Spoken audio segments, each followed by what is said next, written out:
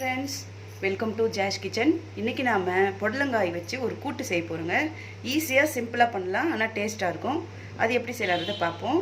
First புடலங்காய் வந்து அந்த தோல் வந்து லைட்டாக சீவிட்டு உள்ளே இருக்க அந்த விதைலாம் எடுத்துகிட்டு இந்த மாதிரி சின்ன சின்னதாக கட் பண்ணி வச்சுக்கோங்க. அப்புறம் வந்து அதுக்கு முன்னாடி என்ன பண்ணணும்னா, கடலைப்பருப்பு எடுத்துக்கோங்க. 1 கப் கடலைப்பருப்பு எடுத்து அதை நல்லா வாஷ் பண்ணிவிடுங்க. வாஷ் பண்ணிவிட்டு தண்ணி ஊற்றி ஒரு 1/2 hour ஊற வச்சுருங்க. அரை மணி நேரம் ஊறிடுச்சுன்னா இப்போ இந்த மாதிரி ஆகிடும். இப்போ இதை என்ன பண்ணணுன்னா, இதில் வந்து மஞ்சள் பொடியும் பெருங்காயத்தூள் மட்டும் போட்டுட்டு நல்லா ஒரு 4-5 விசில் நல்லா வேகணும். பருப்பு அந்த அளவுக்கு வேக வச்சு எடுத்துக்கலாம். இப்போ இதில் வந்து கொஞ்சமாக மஞ்சள் தூள் போட்டுக்கலாம், பெருங்காயத்தூள் கொஞ்சமாக பெருங்காயத்தூள், ஏன்னா பருப்பு இல்லையா கேஸ்ன்றதுனால பெருங்காயத்தூள் போட்டுக்கணும். பெருங்காயத்தூள் போட்டாச்சு. இப்போ இது என்ன பண்ணணுன்னா, குக்கர் வந்து விசில் போட்டு ஒரு 5 விசில் வேக வச்சு எடுத்துக்கலாம். இப்போ பாருங்கள், கடலைப்பருப்பு வந்து 5 விசில் வேக வச்சு எடுத்தாச்சுங்க. எப்படி வெந்திருக்குன்னு பார்ப்போம்.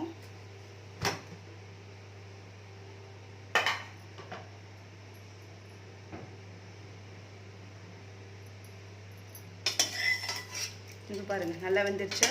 இந்த அளவுக்கு வெந்தால் போதும், ரொம்ப குழக்குழன்னு வேக வேண்டாம். இந்த மாதிரி வேக வச்சு எடுத்துக்கோங்க. இப்போ நம்ம இதில் கட் பண்ணி வச்சுருந்த புடலங்காவை இதில் போட்டுடலாம்.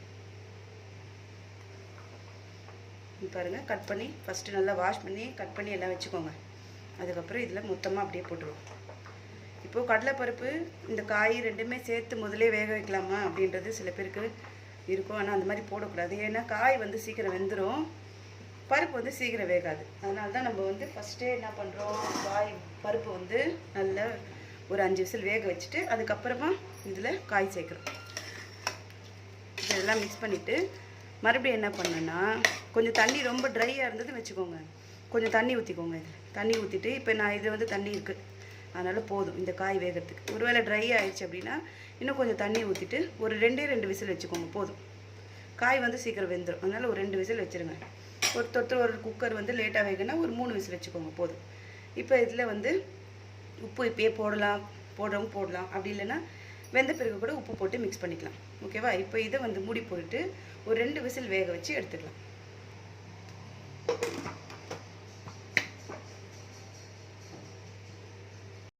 இங்கே பாருங்கள் ஃப்ரெண்ட்ஸ், இது வந்து காய் போட்ட பிறகு ஒரு 2 விசில் வச்சு ஆஃப் பண்ணியாச்சு. இப்போ எப்படி இருக்குன்னு பார்க்கலாம். பார்த்தீங்களா, இந்த பருப்போடு சேர்த்து காய் எல்லாம் நல்லா வெந்துருச்சு. இப்போ நம்ம இது வந்து தாளிச்சிடுவோம். பாருங்கள், தண்ணி விடாமையே எவ்வளோ தண்ணி இருக்கு பாருங்கள். அந்த காயிலே தண்ணி இருக்கு இல்லையா, அதனால தண்ணி இருக்குது. ஓகே, இப்போ நம்ம வந்து தாளிச்சிடுவோம். இந்த மாதிரி ஒரு தாளிப்பு கரண்டி வச்சுக்கோங்க. அதில் ஒரு 2 ஸ்பூன் எண்ணெய் ஊற்றிக்கலாம். 2 ஸ்பூன் எண்ணெய் ஊற்றிட்டு காயிட்டும். இப்போ பாருங்கள், எண்ணெய் காஞ்சிடுச்சு. இதில் 1 ஸ்பூன் கடுகு போட்டுக்கலாம்.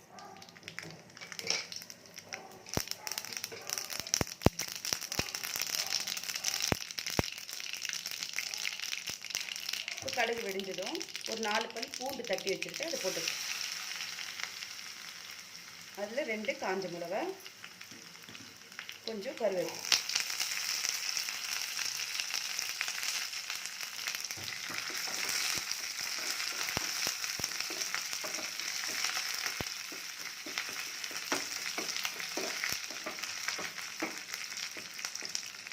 கொஞ்சம் லேசாக வதங்கினதும் இதை அப்படியே எடுத்து நம்ம வேக வச்ச பருப்போடு சேர்த்துருவோம். இப்போ இது தாளிச்சதை வந்து இதில் போட்டுடலாம்.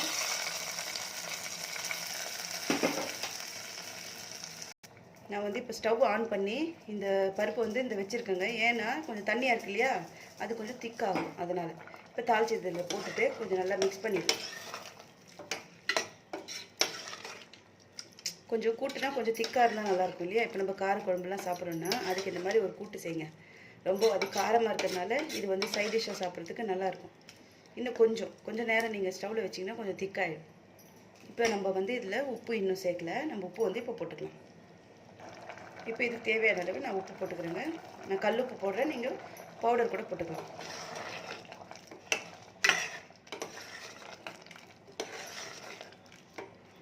பாருங்கள், ஈஸியான ஒரு புடலங்காய் கூட்டு வந்து ஈஸியாக பண்ணிட்டோம். இது வந்து ஒன்றுமே போடல, தேங்காய் போடல, அப்படிலாம் வந்து யோசிக்க வேணாம். அது போட்டு செய்கிறவங்க செஞ்சுக்கோங்க. இந்த மாதிரி ஈஸியாக சிம்பிளாக பண்ணணும் அப்படின்னு நினச்சிங்கன்னா இந்த மாதிரி பண்ணிக்கலாம். ஈஸியாக டக்குன்னு முடிஞ்சிடும். இதே வந்து தண்ணி இன்னும் கொஞ்சம் கம்மியாக இருந்ததுன்னா நம்ம தாளிச்சப்பவே இதோட வேலை ஓவர். இது தண்ணியாக இருக்கிறதுனால நான் கொஞ்சம் நேரம் ஸ்டவ்வில் வச்சுருக்கேன். வேறு எதுவும் பிரச்சனை இல்லைங்க. உப்பு போட்டுட்டு தாளிச்சாச்சு. நீங்கள் இன்னும் வந்து இதில் காரம் பத்தலை, இன்னும் எனக்கு கொஞ்சம் காரம் வேணும் அப்படின்னிங்கன்னா நம்ம பருப்பு வேக வச்ச அப்புறம் காயெல்லாம் போட்டோம் பார்த்தீங்களா, கட் பண்ணி புடலங்காய் போட்டோம் பார்த்தீங்களா, அந்த டைம்லேயே கொஞ்சம் மிளகாய்த்தூள் கொஞ்சம் அதில் போட்டுட்டு ஒரு 2 விசில் வேக வச்சு எடுத்துட்டிங்கன்னா கொஞ்சம் காரமாக இருக்கும். இது வந்து காரக்குழம்புக்கு சாப்பிட்றதுனால நம்மளுக்கு இது போதும். இது கரெக்டாக இருக்கும். அது ஏற்கனவே குழம்பு காரம், இதுவும் காரமாக இருந்தால் நல்லா இருக்காது. அதனால் இது மாதிரி பண்ணிவிட்டு இது கொஞ்சம் நல்லா சுண்டுட்டும். கொஞ்சம் தண்ணியெல்லாம் போன பிறகு ஆஃப் பண்ணிட்டோம்னா நம்ம புடலங்காய் போட்டு ரெடி ஆகிடும். இப்போ பாருங்கள் கொஞ்சம் நேரம் ஆச்சு. இது வந்து கொஞ்சம் கெட்டியாக இருக்குது பாருங்கள். நம்ம போதும் இந்த டைமில் ஆஃப் பண்ணிட்டோம்னா அப்புறம் ஆறி போச்சு வச்சுக்கோங்களேன், அந்த டைமில் வந்து இன்னும் கெட்டியாகிடும். அதனால் இந்த பதம் கரெக்டாக இருக்கும். பார்த்தீங்களா, போதுங்க. ஈஸியான ஒரு கடலைப்பருப்பு புடலங்காய் கூட்டு ரெடி ஆகிடுச்சு.